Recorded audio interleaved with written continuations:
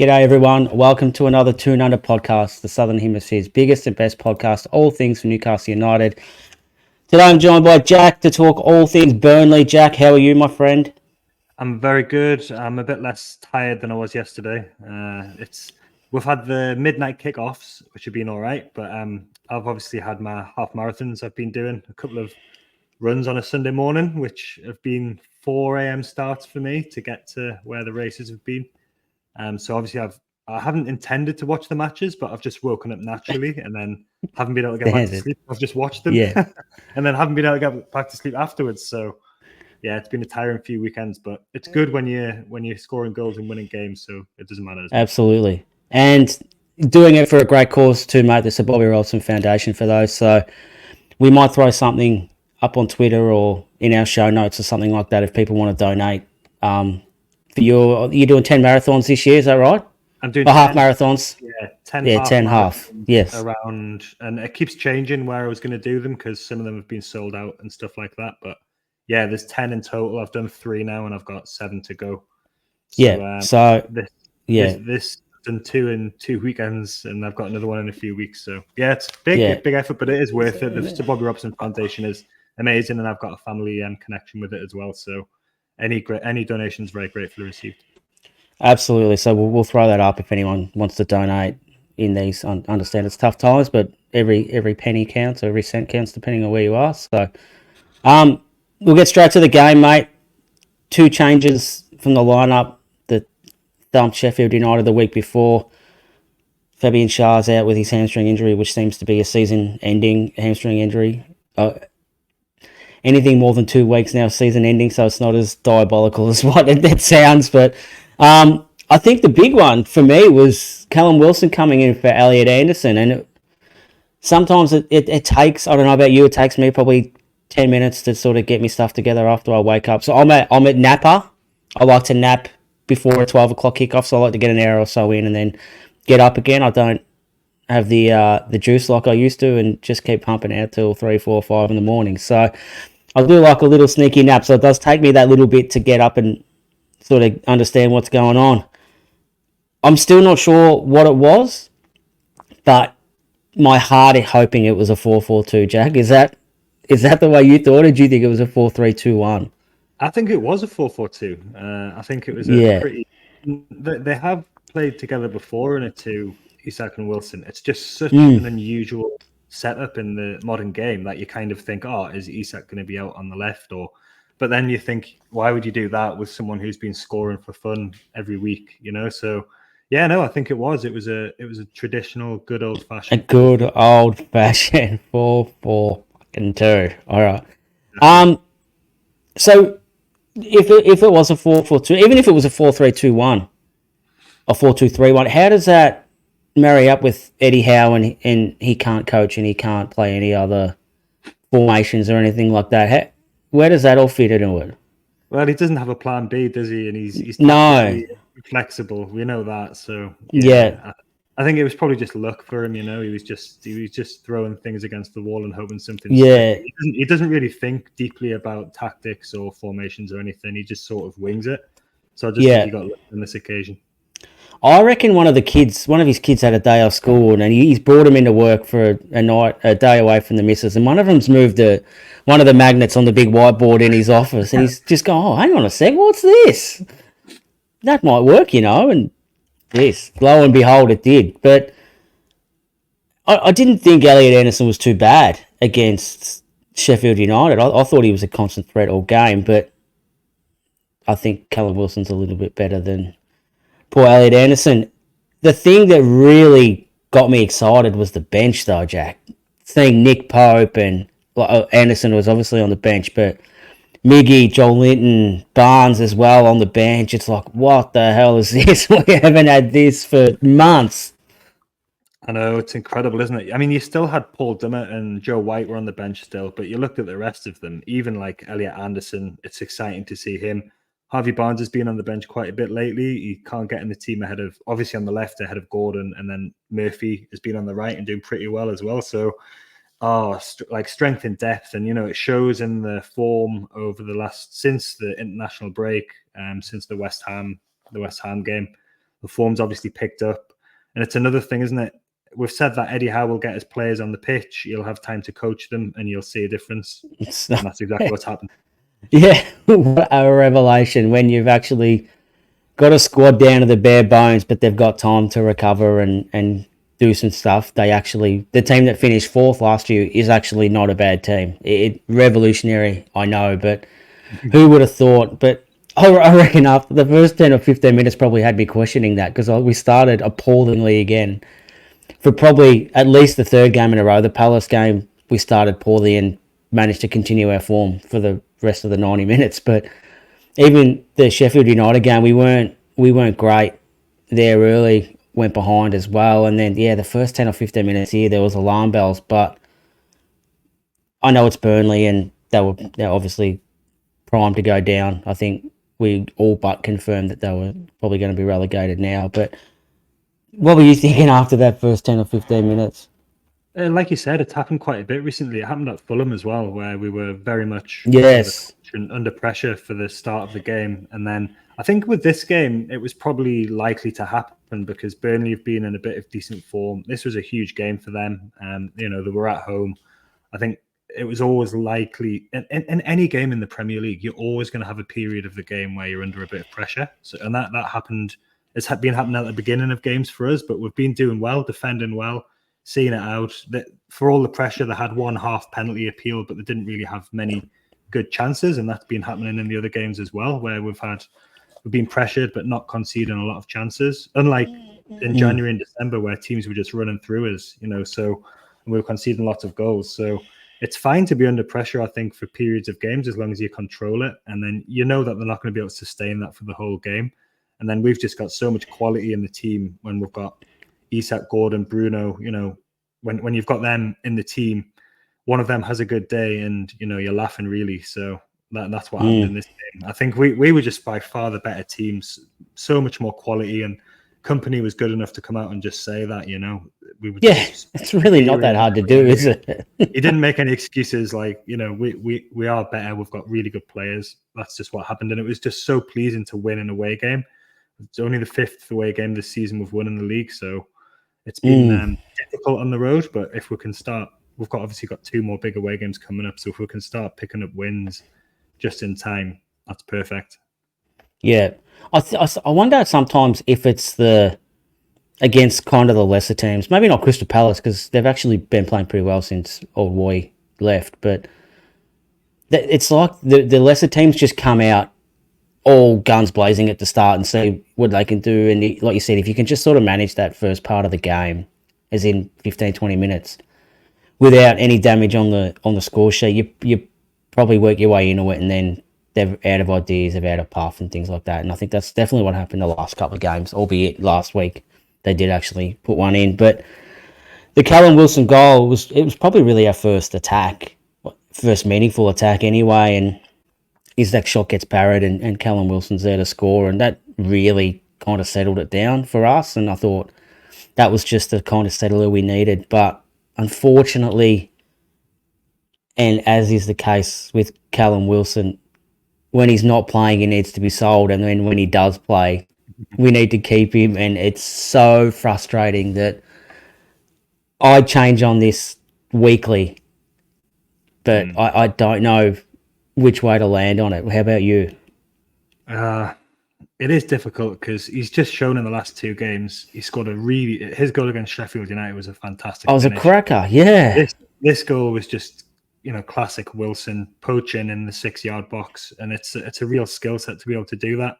I think that this is really good timing, not just because he's scoring goals for us and getting his points, but it puts him back in the shop window. Like I think he's 32. We all know about his injuries.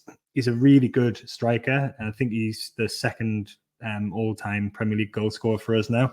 He is now, yeah. He is a fantastic striker at what he does, but let's just be fair about it. He's by far the wrong side of 30 now. He's got a bad injury record anyway. If he wants to stay around for the last season of his contract and be 2nd or maybe even 3rd choice, then great. He'd be a very useful squad player, but you just can't rely on him consistently over a season. So, and I think this is, like I said, this is good timing because somebody like West Ham or someone will look at him and say, get maybe. I reckon we can get him right. Towards the end of the transfer window, they'll look at him and say, right, this is someone who knows how to score goals in the Premier League. He's available for 10, 12 million. Let's just go and do it. And I think that'll be good for us for the money side of things as well. But obviously we'll need a replacement of some description. And that won't be cheap. I know we don't really like to dive into other teams and stuff, but if you're an Ipswich Town and is that a $12 million gamble that you'd take as a newly promoted team? You'd think so. Premier League proven quality goal scorers don't come around very often. Exactly. So for a team like Ipswich, it'd be good. West Ham, they might have him just to stop him scoring against them every time he plays against them. That's the only reason I said that. Yeah. 12 million for a Macarena. Yeah, exactly. I mean, that's it. But you don't get strikers like this who are proven in the Premier League very often. Even for say if you went to Ipswich or Leeds, or if they got promoted, and he played in 20 games and he scored maybe 8 goals, which he probably would if he had 20 games, then that could be the difference for them between staying up. He would like it because he could go and be the main man as well. So I'm not trying to sell him here. But I think we do need to actually move him and maybe Miggy on for financial reasons. And he doesn't seem like the kind of person who will be happy sitting on the bench as second or third choice. So I think it might happen. It was a bit of a reluctant sort of handing over of the penalty too, which that happened also a little bit after we opened the scoring. And there was part of him that thinks he's the top dog, but I think common sense prevailed and he came to the conclusion I'm not that guy anymore. That's not me. And I couldn't believe what I seen. Jack, he actually missed, and I didn't think he was ever going to miss a penalty for us, the big dog, but he did. And then I thought, hang on, he might have got a reprieve, but no reprieve. Could you believe? Are you one of them ones that go in thinking your mentality for a penalty, whether it's during a game or even a penalty shootout, is he's going to miss? So that's your default kind of thing? I always think that we're going to miss just because that's I think, if you're going to miss a penalty, then miss one when you're 3-0 up and the game's already won. You won against West Ham, which got it back to 3-2. He scored all of his other penalties. The one last season against Forest, that was the big pressure one. So I don't know what he did differently this time. He didn't seem to watch what the goalkeeper was doing, and he put it in his usual spot in the bottom left corner. But he just didn't get it right for whatever reason. Maybe he was just trying something a bit different because we knew that we were 3-0 up. But I've got some credits in the bank. I might just jump back again to the second goal. The Gordon assist brings him to the 10-10 club, which you correctly predicted at the start of the season. And I said this last week with Lee that penalties won should, and obviously converted, should be an assist as well, because you've actually won the penalty that's led to the goal. So for me, I'm with you. That should be an assist. So he's technically in the 10-16 club, but I think 6 was the second most, I think, equal second most in the Premier League. I think 8 was the highest, and 6 is the second most for a season, which is phenomenal, his ability to draw fouls inside the area. You can see it happening sort of as it unfolds. That he's going to kick it back past the defender because he backs himself to pay. You know that the defender's not going to be able to do anything about it. The defender just sort of grabs him and kicks him, and you know that he's going to go down, and it's going to be a penalty. So if we didn't have Isak in the team and Wilson, obviously, I think Gordon would probably be the penalty taker as well, because he can take probably as well. But of course, it should be counted as assist. It's a massive part of the game. I think he's won 7 in all competitions now. I think it is.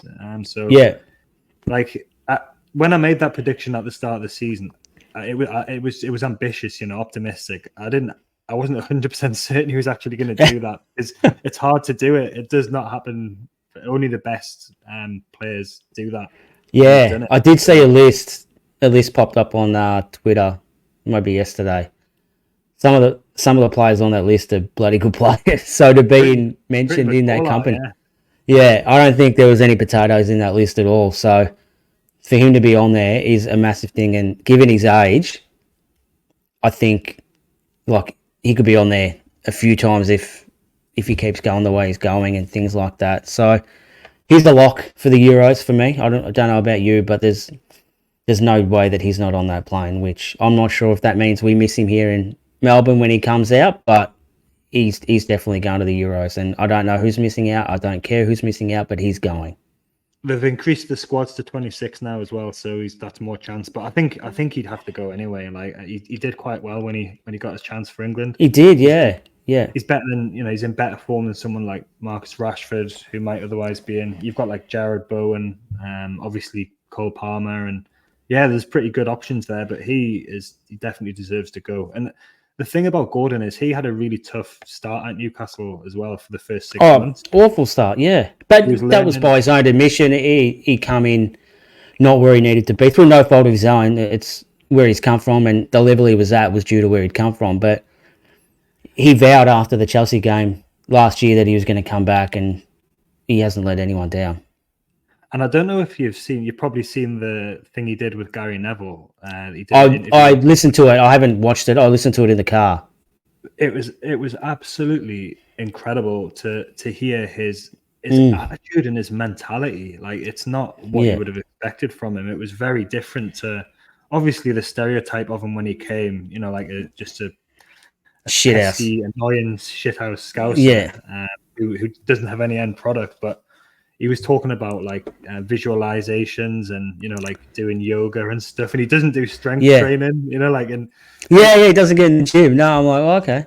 It took him 6 months to adjust to get fit enough to get used to the tactical demands of what Eddie Howe wants. And you've seen something similar happen to an extent with Lewis Hall, who now is coming in. I don't know if you want to about him later, but he's come in. Let's get into him now. Yeah, it's been a similar thing with him where he's been sitting on the bench for a while, and people have been saying throughout the whole season, what's going on? Why is Lewis Hall not playing? Why have we done this? And then he's proven in the last few games, I think he had to develop that level of understanding of what Eddie Howe wanted him to do. He had to get better defensively. There was some question marks over his attitude. People probably saying he was the last into training and all that sort of stuff. So he's had 9 months, he's only 19 still. I remember, was it the Brentford game as well, where he come on as a sub and then got subbed off at the end, and he kind of kicked off a bit like last season as well. And he's just a different player. Also, I was talking about Gordon again, but I just thought of that. But yeah, Lewis Hall, the same.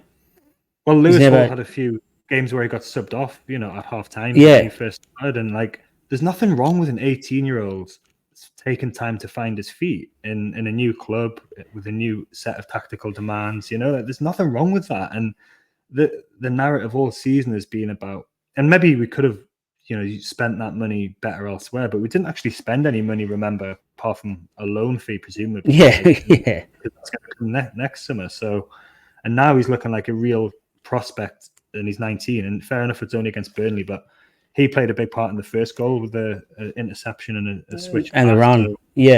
Run. And so I think it's just it bodes well for the future, and it just shows you these young players, they need a little bit of time, but let's just trust that the manager and the coach and stuff know what they're doing with the development of these players.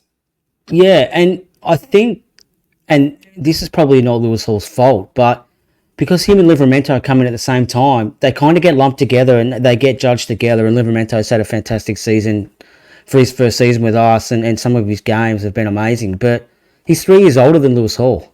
Just because they come together and they're young fullbacks, I think people kind of forget that Livramento is a little bit older with a little bit more Premier League experience as well, and it shows. Like I've got no doubt when Lewis Hall's 21. He'll probably be better than what Livramento is at 21. I think people kind of forget that in the wash and everything like that, and they don't think they just look at Livramento. He's had a great season. Lewis Hall can't even get on and things like that. Yeah, there's reasons why. Trust the people that see these guys probably 6 times a week rather than you that see them for sometimes 2 hours. So yeah, it was just around the time with the Dan Burn stuff and it did seem a bit strange that Hall was sitting on the bench, but I think you don't know how he would have gone if he had played, but I think the strategy with him has been proven to be correct, because now we've got him in the team and he's playing well. So he looks happy, and him and Tino were actually. It was interesting what they did tactically in this game, because they were often pushing furthest forward. The fullbacks were really far forward, and I remember there was one chance where it was Tino, and I think he had his shot, and it nearly came to Hall, but it was like, what's he doing there? Like the fullbacks. Yeah. We normally see Trippier up there and Burns back. Yeah, it doesn't normally work with two people. It's been nice to have Burn back in the centre as well, where he's been playing very, very well. He's been great. I think the captaincy's kind of elevated him a little bit more than normal. I think he really feels the armband, and not that it doesn't mean much to Jamal Lascelles or Callum Wilson when he's done it, or Kieran Trippier, but I just think it means a little bit more to Dan Burn than what it does to the other guys having grown up and supported the club and stuff like that. And I think he's taken his game to another level, albeit in a different position, but I still think he's been really good since he's taken over the armband, which has kind of coincided with his move into the middle. The second half, Jack, it could have been anything. I think it could have been a cricket score. Sheffield United away areas there for a little bit. We dominated that much, but couldn't really stain the score sheets as much as we would have liked with only the one goal. But I just want to touch on Jacob Murphy as well. I thought he played a tremendous game as a winger, and whether his future's with us next season as well, I'm not sure. I still think he's a valuable person, and I think you really need a Jacob Murphy in your squad, a guy who's just happy to be there, will give his all when called upon. He's a reliable option if you need to bring someone on or give someone a spell and things like that. I thought he had another great game. Yeah, and he's got 3 assists in 2 games now, so you can't knock that sort of output from someone who he's a good player at what he does, but he's never going to be a world beater. But it's a bit like what you're saying with Dan Burn. It means a lot to Jacob Murphy. Like he knows that he's not going to. This is his club, and he's just living the dream and just loving being there at the moment as well. So he put on 2 really good assists. He's just doing what he's being asked to do, and it just shows you, like Eddie trusts him. He's playing him over Harvey Barnes at the moment. He's probably playing him over Miggy until the end of the season. Now that Miggy's back as well, because he trusts him. He does what he asks him to do, and he can defend as well. That's all you need. Forward. Yeah. And pace. I spoke about this last week. I love Harvey Barnes. I think he's a great player. I love him coming off the bench. I think he's such a weapon at the end of a game where bodies are tiring and things like that. And his directness to goal is a real asset when he probably doesn't want. I don't think any player wants to be known as the old. I guess I like Gunnar Solskjaer in a way, the impact sub or the super sub and stuff like that. But I think he could be such a weapon. Maybe in the next 3 games, but next year as well, coming off the bench and having a real impact coming at teams who are tired. So, yeah, we'll see what happens with that. But, I mean, we were cruising that much, Jack, in the second half, and I thought this might have happened around the January, February time when the injuries were kind of in the 13 to 14 range, but we actually brought a bus driver on to finish the game, which was fantastic to see. I thought he might have got a run out when we were really crippled, but when I seen the bench and with Jolinton and Elmer on and all that coming back, I didn't think we needed the bus driver anymore, but he managed to come on for 10 minutes and sort of help see the game out. So that was good to see as well. Maybe we should have brought the actual bus driver on, because he wouldn't have he wouldn't have conceded, yeah. But like it's funny seeing Richie. This is his role now, isn't it? He comes on towards the end, and he's in his last few games for the club. Eddie's just giving him his appearance fees, looking after him. He's done good by him his whole career, and I'll get you a couple of appearance fees at the end. I wouldn't be surprised if he did actually become the club bus driver though after this. I think that would be a good mate. He likes being he would love it. Absolutely. Mate, he'd be chauffeuring blokes from training, like take them back home, pick them up from home and drive them in again. You might have like a little 10 or 15 minivan just to pick up a few guys, do a drop, and then go back to the next estate and pick up the next guys and stuff. I could definitely see Matt Ritchie doing that next year. But so the table, we were 6th at the moment. I think the lowest we can fall is 7th. Man United play tonight, or tomorrow morning, our time, I think, at 5 a.m., but something I definitely won't be getting up for. Against Crystal Palace, who we only seen a couple of weeks ago, who are putting a serious run of form together with their new manager and Mateta and Eze and all that. They're having a ball out there. So I think that's going to be a hard game for them. But we're 2 points ahead of them at the moment. The thing I'm worried about is Chelsea. They're coming home like an absolute train. So they're 2 points behind us now as well. So that European spots are really starting to tighten up. Yeah, Chelsea really picked up form at the wrong time for us. But they've got away games against Forest and Brighton to come, and then they play Bournemouth at home. I think it's a big ask for them to win all 3 of those games. So, and if we get 7 points from our 3, then that's it anyway. It would be nice if Chelsea dropped points. It's a bit like last season when Liverpool were chasing us down, and then Villa went to Anfield and got a draw. I was hoping for something similar from West Ham today, but so they got obliterated. Yeah, so Chelsea are a bit of a concern, but it's at that stressful time of the season where you're sort of watching for other clubs' results. But I was just reflecting on this before as well, how nice it is to be, finishing the season battling Manchester United and Chelsea for a European position. It's still it feels a bit strange and not real to be in this situation. But I think objectively, if you looked at it objectively, I think we're probably favourites, because we play our next game before they play as well, so we could really put the pressure on if we can beat Brighton. Yeah. And then Man United. So that's Brighton at home. Man United haven't got any defenders, so when we go there, and they're shit anyway, so I think we'll be a good chance in that game. So let's just see what happens. But I am looking forward to the season finishing because, it's getting stressful now. And it's been the longest. More than it should. Yeah. This season's been the longest 4 years I can ever remember. So, I think the Man United game's going to be the one. I think whatever happens is probably going to be determined by whatever happens there. If we draw or whatever happens, we just can't lose. So, stay tuned. We'll hopefully got a new United series coming later in the week too, Jack. A very special guest. So keep your eyes and your ears out for that. Not sure if we'll do a preview for Brighton this weekend, so just keep a look at it if we do, but we'll definitely be back with a Brighton review after that game. Hopefully our last home game as well. War Flags have got a huge display teed up. And then 2 weeks, just a little over 2 weeks until we get to see him, Jack. I can't wait. Get to see you again in person, which is always a good thing. So thanks everyone for watching. Thanks everyone for listening. Jack, thank you for jumping on tonight, mate. And stay tuned. We'll see you all next time. Cheers, Keegs.